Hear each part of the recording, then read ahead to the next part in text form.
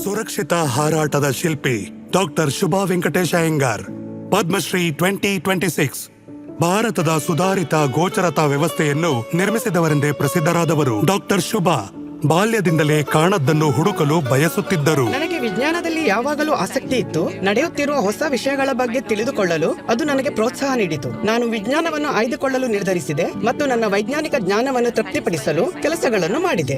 9 ಜನ ಒಡ ಹುಟ್ಟಿದವರಲ್ಲಿ ಕಿರಿಯವಳಾಗಿದ್ದರೂ ತನ್ನ ಅಣ್ಣನಿಗೆ ಇಂಜಿನಿಯರಿಂಗ್ ನೋಟ್ಸ್ನಲ್ಲಿ ಸಹಾಯ ಮಾಡುವಷ್ಟು ಜ್ಞಾನವಿತ್ತು.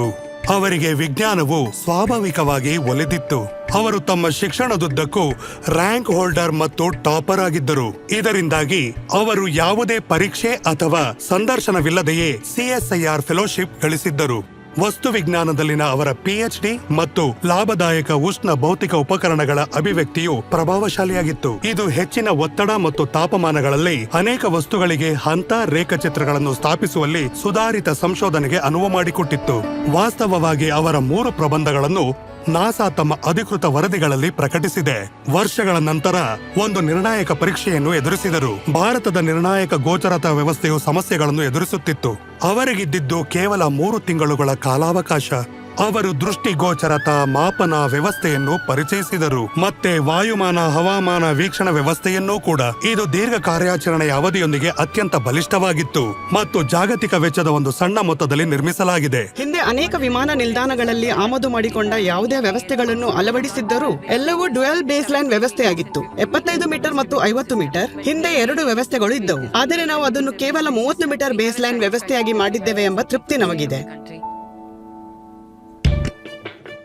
ಇಂದು ದೃಷ್ಟಿ ವ್ಯವಸ್ಥೆಯು 171 ಏರ್ಪೋರ್ಟ್ ಮತ್ತು ವಾಯುನೆಲೆಗಳ ಸೇವೆಯಲ್ಲಿದೆ. ಸಂಪೂರ್ಣವಾಗಿ ಭಾರತದಲ್ಲಿಯೇ ನಿರ್ಮಾಣಗೊಂಡದ್ದು. ಇದು ಸರ್ಕಾರಕ್ಕೆ ಕೋಟಿಗಟ್ಟಲೆ ಉಳಿತಾಯ ಮಾಡಿದ್ದಲ್ಲದೆ ಅತ್ಯಂತ ಕಡಿಮೆ ಗೋಚರತೆ ಸಮಯದಲ್ಲಿ ಪೈಲಟ್ಗಳು ವಿಮಾನವನ್ನು ಸುರಕ್ಷಿತವಾಗಿ ಭೂಮಿಗಿಳಿಸಲು ಅನುವು ಮಾಡಿಕೊಟ್ಟಿದೆ. WMO ಮತ್ತು ICAO ಸಹ ಇದನ್ನು ಈಗ ಇತರ ದೇಶಗಳಿಗೆ ಶಿಫಾರಸು ಮಾಡಿದೆ.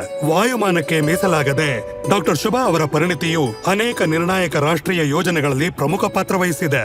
DRDO ಮತ್ತು DRDL ಸೇರಿ ಇದು ಅವರ ವೈಜ್ಞಾನಿಕ ತೀರ್ಪಿನ ಮೇಲಿನ ನಂಬಿಕೆ ಮತ್ತು ಅವರ ಕೆಲಸದ ವ್ಯಾಪಕ ಕಾರ್ಯತಂತ್ರದ ಮೌಲ್ಯ ಎರಡನ್ನು ಪ್ರತಿಬಿಂಬಿಸುತ್ತದೆ.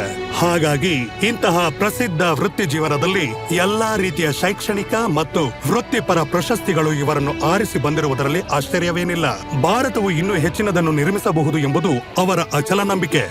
ದೇಶಕ್ಕೆ ಅಗತ್ಯವಿರುವ ಯಾವುದೇ ರೀತಿಯಲ್ಲಿ ಸೇವೆ ಸಲ್ಲಿಸುವುದನ್ನು ಮುಂದುವರಿಸಲು ಬಯಸುತ್ತೇನೆ. ಹೊಸ ವ್ಯವಸ್ಥೆಗಳನ್ನು, ಹೊಸ ತಂತ್ರಗಳನ್ನು ರೂಪಿಸುವುದು, ದೇಶಕ್ಕೆ ಅಗತ್ಯ ಇರುವ ಯಾವುದೇ ರೀತಿಯಲ್ಲಿ ಸಹಾಯ ಮಾಡಲು ಸದಾ ಸಿದ್ಧ.